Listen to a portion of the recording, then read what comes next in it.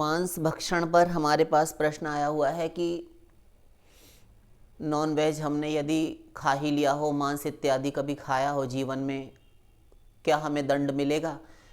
और यदि कोई प्रतिदिन ही मांस खाता हो, आए दिन उनके घर में मांस इत्यादि का व्यवहार होता हो, तो क्या छोड़ना आवश्यक है?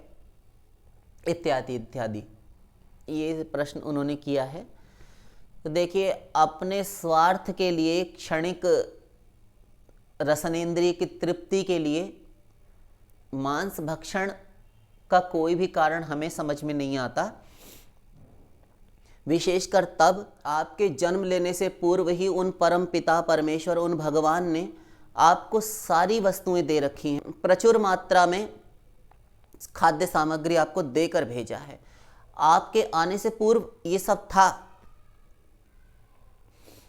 जब शिशु रूप में जन्मे तो जिस माता के आंचल में कभी दूध नहीं था, वहां पर अपने आप दूध की व्यवस्था कर दी गई कि ये जन्म लेकर पिएगा क्या।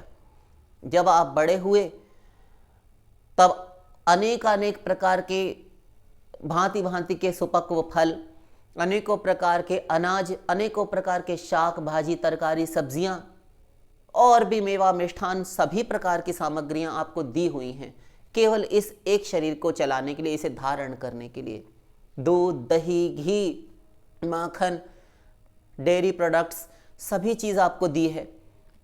एक कारण बताइए पहले आप हमें, हम आपसे पहले प्रति प्रश्न करते हैं कि आपको मांस खाने का एक भी कारण है आपके पास?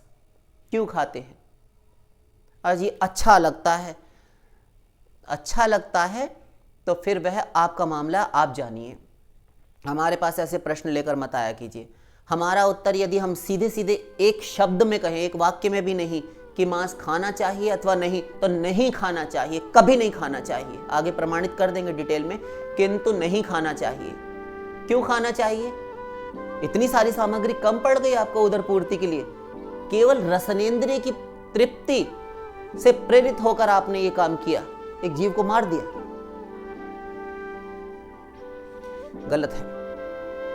मां हिंस्यात् सर्वाणि भूतानि, समस्त प्राणियों में से किसी की भी हिंसा मत करो, वेद कहता है।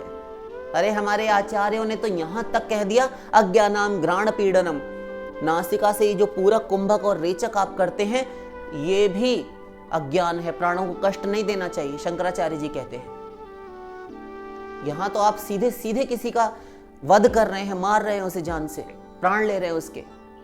गलत है, ये पाप है। अपने लिए मांस पकाया और खाया, तुम्हारा इतना ही पाप तुम्हारे समूल नाश के लिए पर्याप्त है।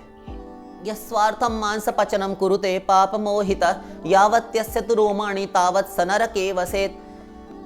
पर प्राणैस्तु ये प्राणान् स्वान् पुष्णन्ति हि दुर्धियः अकल्पम नरकान् भुक्त्वा ते भुञ्जयते तै पुनः जातुमासं न भोक्तव्यं प्राणैः कंठगतैरपि। स्कंद पुराण काशी खंड 3, 51, 52, 53 ये तीनों श्लोक हैं, आप पढ़ सकते हैं। ये कह रहा है कि जो मनुष्य पाप से प्रेरित होकर, पाप से मोहित होकर मांस पकाता है, वह उस पशु के शरीर में, ध्यान दीजिए, वह उस पशु के शरीर में जितने रोम होते हैं, रोमावलियां होती हैं पूरे शरीर में, सिर से लेकर पूंछ पृष्ठ भाग तक जितने भी शरीर में रोए हैं, उतने ही वर्षों तक घोर नरक में वास करता है। भयंकर तेल भरे खोलते हुए कढ़ाइयों में नरक लोक में पकाया जाता है, औटाया जाता है, काटा छेदा जाता है। जो दूषित बुद्धि वाले मनुष्य पराये शरीर, पराये प्राणों से अपने प्राणों का पोषण करते हैं, वे एक कल्प तक नरक भोग करते हैं। एक कल्प अर्थात 4 अरब 32 करोड़ वर्ष तक ये दिन है, और 4 अरब 32 करोड़ वर्ष यह रात्रि है ब्रह्मा की। दोनों को मिलाकर 8 अरब 64 करोड़ वर्ष यह ब्रह्मा का एक दिन है। इसे एक कल्प कहते हैं। इतने समय तक वह नरक भोग करता है एक बार मांस भक्षण पर। इतना बड़ा दंड।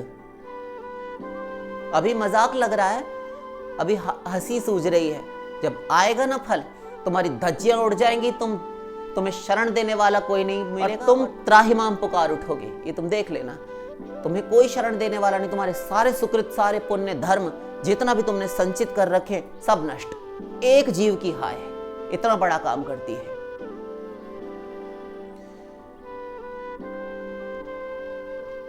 और फिर नरक भोग कर फिर वह जब संसार में आता है तो जिस प्राणी को, जिन जिन प्राणियों को, जितने भी आप मुर्गे बकरे इन जीवों को मारकर काट कर खा गए हैं, ये जन्म लेकर आते हैं मनुष्य रूप में, और आप आते हैं उसी रूप में, पशु पक्षी आदि के रूप में, और फिर इन प्राणियों के खाद्य आप बनते हैं।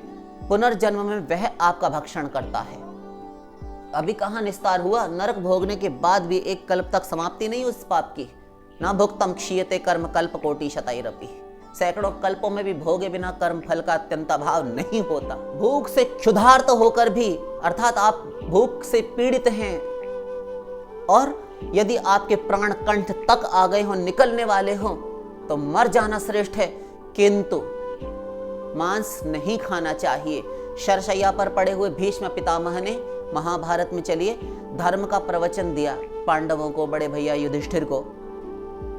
तो कहा, यही बात कही वहां पर भी कि शरीर में जितने रोए होते हैं उस पशु पक्षी के जिसको काट कर आपने खाया था, उतने ही वर्षों तक, उतने हजार वर्षों तक, वहां तो और भी कह दिया, उतने सहस्त्र वर्षों तक। एक रोया है तो 1000 वर्ष। पूरे शरीर में कितने रोम हैं आप देख लीजिए अनुमान लगाकर। नरक मिलता है, पश्चात जन्म में फिर वही गति होती है जो पूर्व में अभी कहा कि वह जन्म लेता है और फिर आपका भक्षण करता है। हिंसा विराम को धर्मो यहिंसा परमम सुखम, गरुड़ पुराण 1:238-3।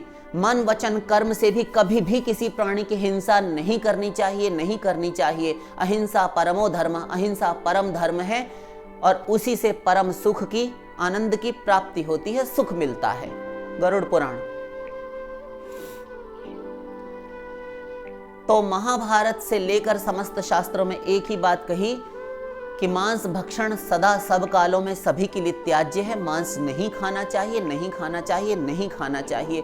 क्षणिक स्वार्थ की पूर्ति के लिए, क्षणिक रसनेंद्रिय की तुष्टि पूर्ति के लिए आप बस मसाला बटा सिल पर अथवा मिक्सर ग्राइंडर में और उसका मांस लाकर आपने उसे उबालकर धोकर पका लिया और बहुत स्वादिष्ट है। मांस में स्वाद होता तो आप ऐसे ही खाकर दिखाते। आपने लहसुन टमाटर प्याज ये सब डाल डोल के उसमें विटामिन प्रोटीन नष्ट करके, चौपट करके, छौंक बघार तल भून कर आपने खा लिया और थोड़ी देर के लिए रसना का स्वाद लिया और उसके बाद में फिर बट्टे खाते में सब आनंद। इसी के स्थान पर कुछ और बना लिया होता, किंतु नहीं, हम कसम खाए बैठे कि अपना सर्वनाश करके छोड़ेंगे। मत बाजाओ, खा डालो सारा संसार। इतना ही कहेंगे। हमारे पास ऐसे प्रश्न मत लाया कीजिए।